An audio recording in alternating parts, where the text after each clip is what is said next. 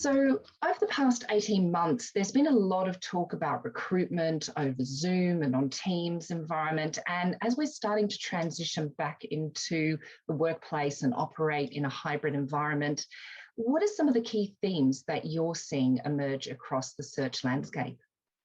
That's a really good question, Amanda. And what I would say is there are four themes that I would love to just touch on briefly.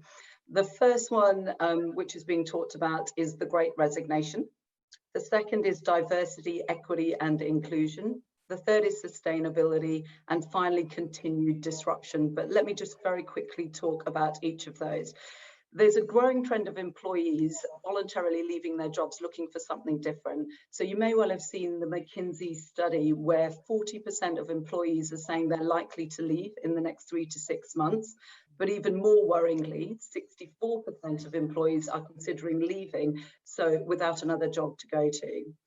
But if we dig into that deeper, 54% are going because they don't feel valued by their managers, and 51% because they don't feel a sense of belonging at work. So there's this real need to feel part of something, and culture film's a big part of that.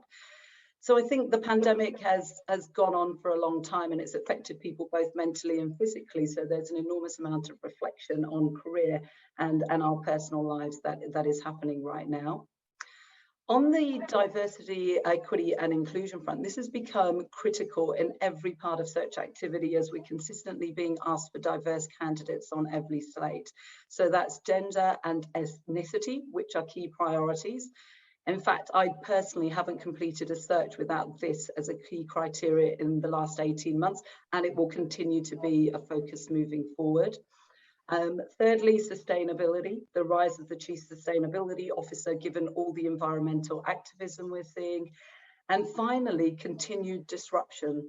I think the way that we live and operate as we start to move into a hybrid environment will mean that disruption in the way that we work and the way that we want to interact with organisations and be part of organisations is here to stay for the long haul.